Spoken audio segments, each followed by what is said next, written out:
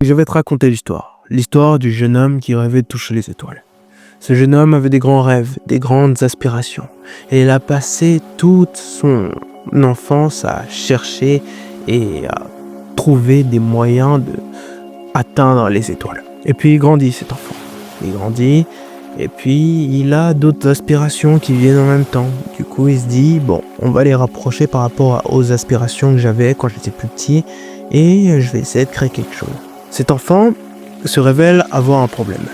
Et ce problème, c'est qu'il n'est pas dans le monde réel. Il est dans son rêve, dans ses rêves.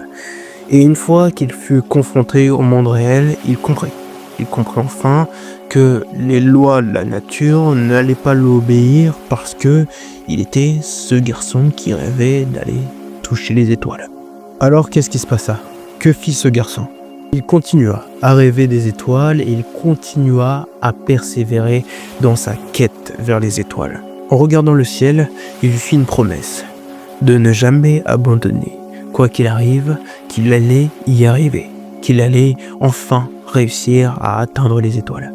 Mais dangereuses sont les promesses. À chaque fois qu'il essayait de faire quelque chose, il finissait inexorablement par échouer.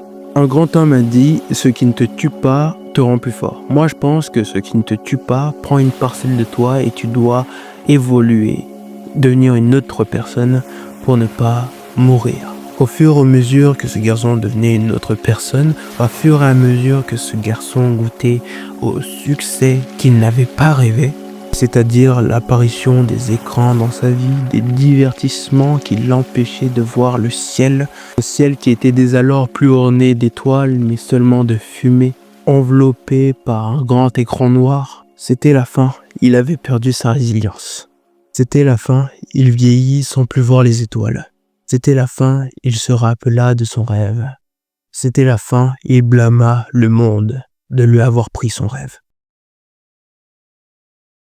Pourquoi est-ce que quand j'ai pas de sujet, je parle de trucs dépressifs? J'en sais rien, mais en tout cas, on est là. Et dans cette vidéo, je vais parler de dépression civilisationnelle. Alors attention, je vais ralentir, t'en fais pas, je vais ralentir. Il y a quelque chose qui se passe dans cette génération qui s'apparente le plus à la dépression. Bien sûr, la dépression, c'est une vraie maladie, et loin de moi l'idée d'atténuer cette maladie, mais il y a quelque chose qui s'y ressemble, et c'est ce que la plupart des jeunes vivent aujourd'hui.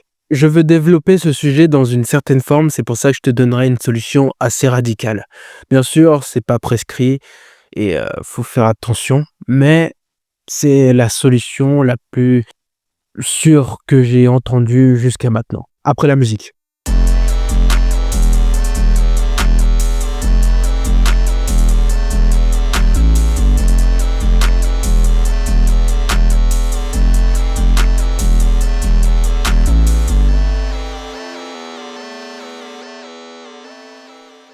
Le travail. C'est ça le remède. Le travail.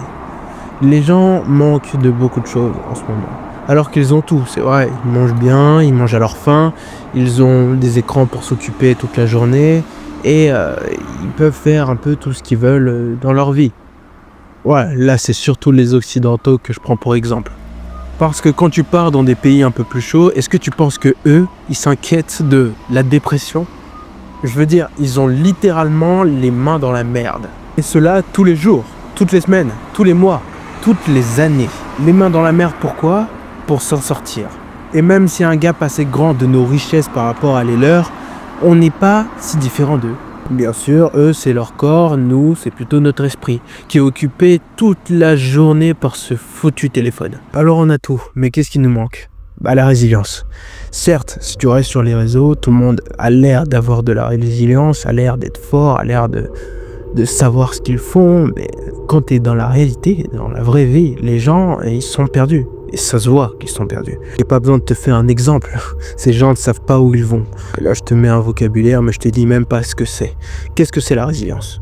La résilience, c'est l'art d'avancer quoi qu'il arrive. L'art d'avancer même si tu tombes.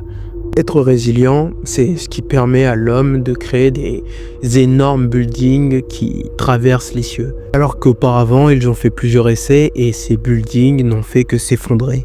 Mais ils finissent par réussir parce qu'ils sont résilients. Ils se relèvent à chaque échec.